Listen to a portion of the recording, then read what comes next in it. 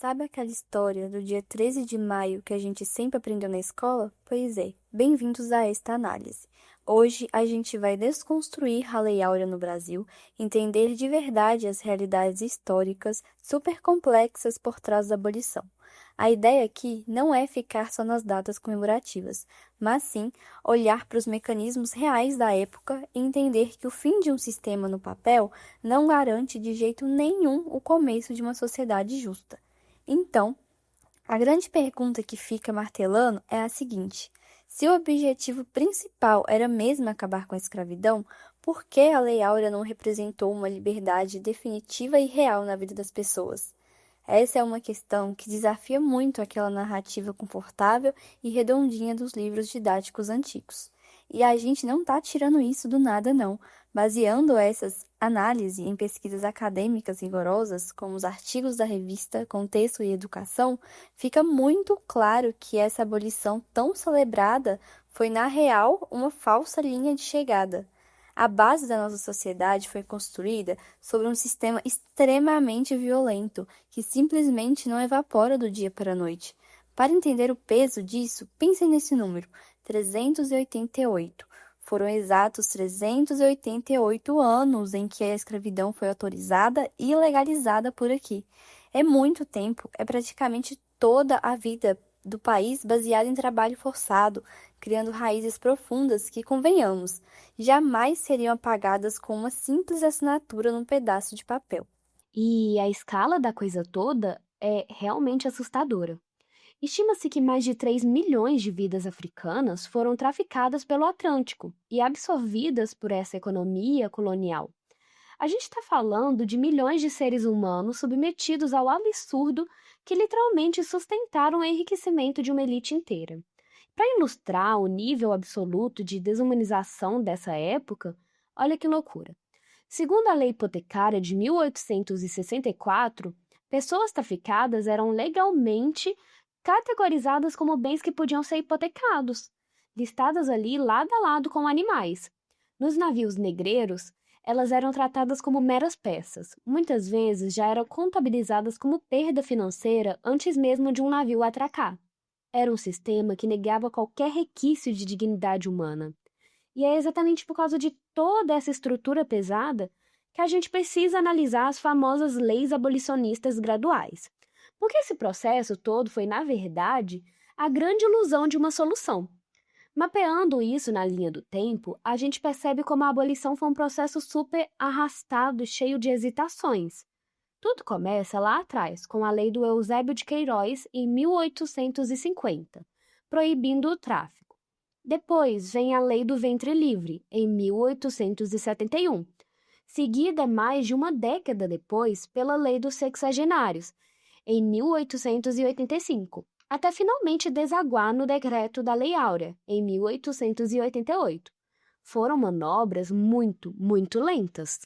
O ponto crucial para entender essas leis mais antigas é que elas serviam muito mais para proteger o bolso da elite do que para libertar alguém de verdade. A lei dos sexagenários, por exemplo, libertava quem chegava aos 60 anos, o que já era uma raridade absurda, dadas as condições de vida insalubre. E como se não bastasse, ainda exigia 5 anos extras de trabalho não remunerado como uma espécie de indenização para o senhor. A conta nunca fechava para o lado humano, só para o lado econômico. O que nos leva ao grande clímax de 1888, a tão falada e famosa falsa promessa de liberdade.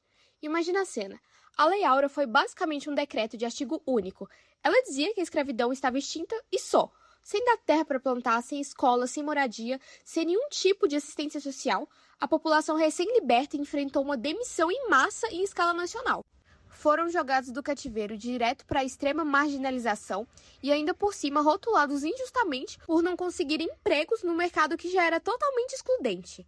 E para a gente entender como uma falha tão colossal acontece do ponto de vista do Estado, a filosofia jurídica nos dá uma ferramenta excelente: o contraste entre validade e eficácia social.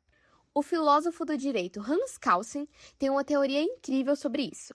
Ele explica que uma lei tem sua validade, que é existir no papel e ter sido aprovada bonitinho, e sua eficácia social, que é quando ela de fato altera a realidade e muda o mundo dos fatos. A Lei Áurea é o exemplo perfeito de uma norma com total validade legal, mas com eficácia social absolutamente zero para quem mais precisava. Foi aquela eterna briga do papel contra a prática?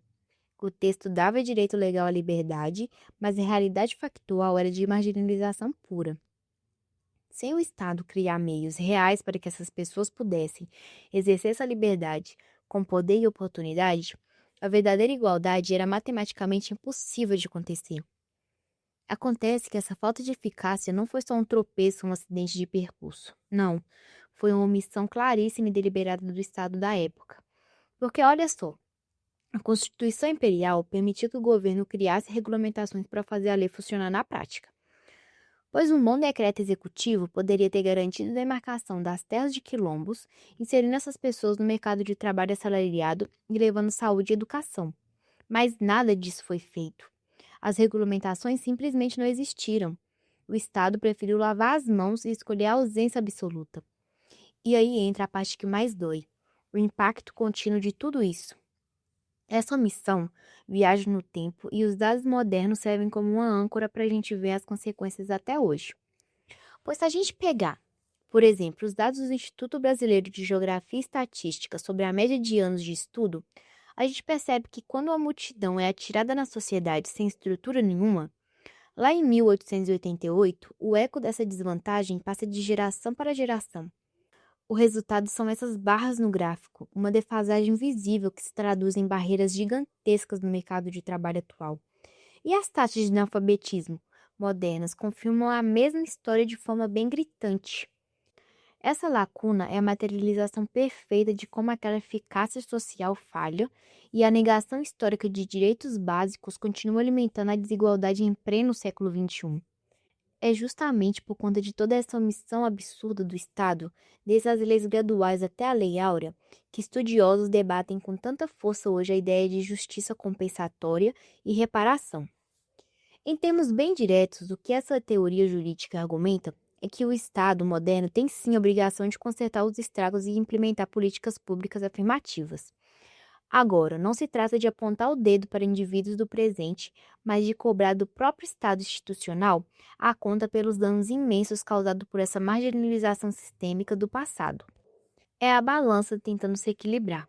Então, para a gente fechar e ficar com isso na cabeça, se a verdadeira liberdade precisa mesmo de oportunidade e igualdade real para acontecer na prática, será que uma abolição assinada só no papel pode algum dia ser considerada completa sem uma verdadeira reparação histórica? Por isso, é fundamental lembrar que a cicatriz do passado exige muito mais do que tinta numa folha para sarar de verdade. Muito obrigada por acompanharem essa análise de hoje.